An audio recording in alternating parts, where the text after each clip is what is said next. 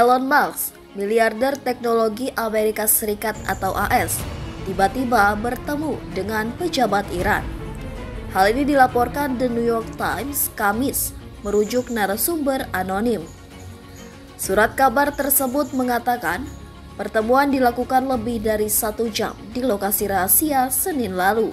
Pertemuannya dengan Duta Besar Iran untuk PBB Amir Said Iravani tersebut diyakini guna meredakan ketegangan Teheran dan Washington. Perlu diketahui, Musk kini bersekutu erat dengan Donald Trump. Trump memenangkan pemilu Presiden AS 5 November lalu dan akan dilantik sebagai Presiden AS ke-47 pada Januari 2025.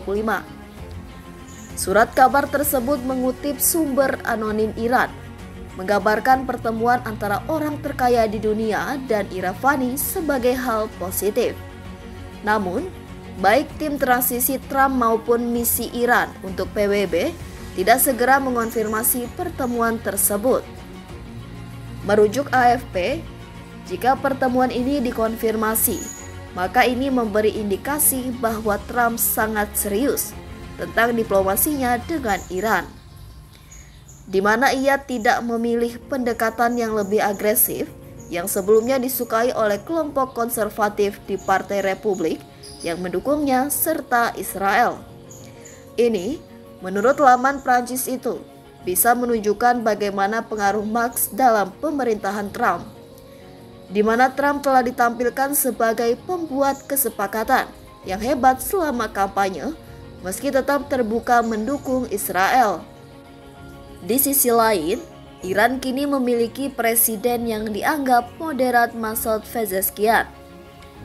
Ia diharapkan bisa menjernihkan masalah dengan AS. Sementara itu, selain Musk, Trump juga menugaskan sejumlah pengusaha kaya lain, Vivek Ramaswamy, untuk memimpin Departemen Efisiensi Pemerintah baru yang bertugas merombak birokrasi federal. Ini menimbulkan pertanyaan di AS soal kepentingan kelompok bisnis tertentu di pemerintahan Trump, termasuk Musk.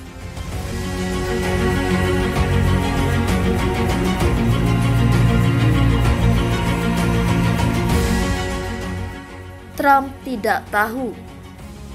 Elon Musk bertemu Duta Besar Iran untuk PBB sehari sebelum ia diangkat menjadi kepala bersama Departemen Pemotongan Biaya baru Donald Trump.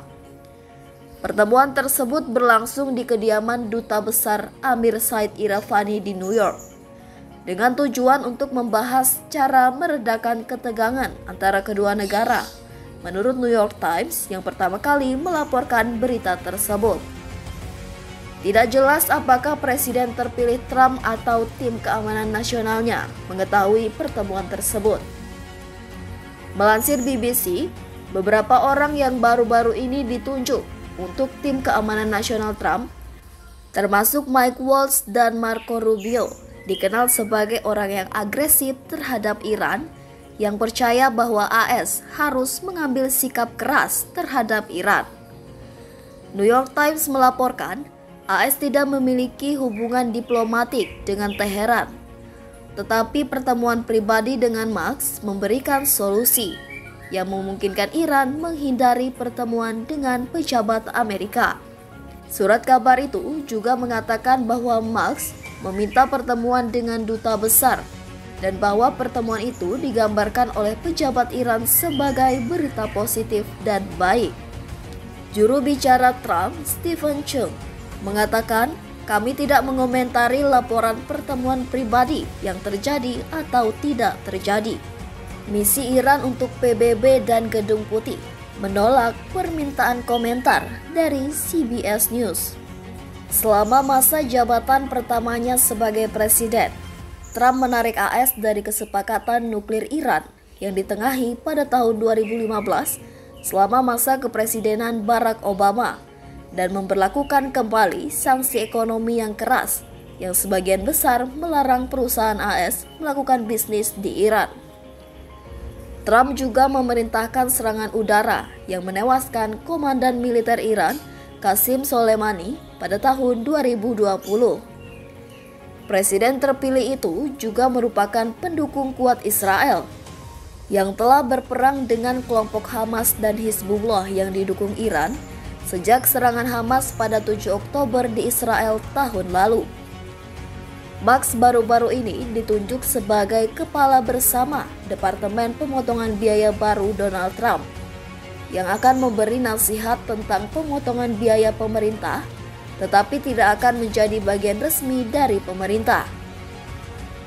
Miliarder teknologi dan bos Tesla itu juga bergabung dengan Trump dalam panggilan telepon dengan Presiden Ukraina Volodymyr Zelensky dan telah memainkan peran penting dalam menyediakan komunikasi kepada militer Ukraina melalui sistem internet satelit Starlink miliknya.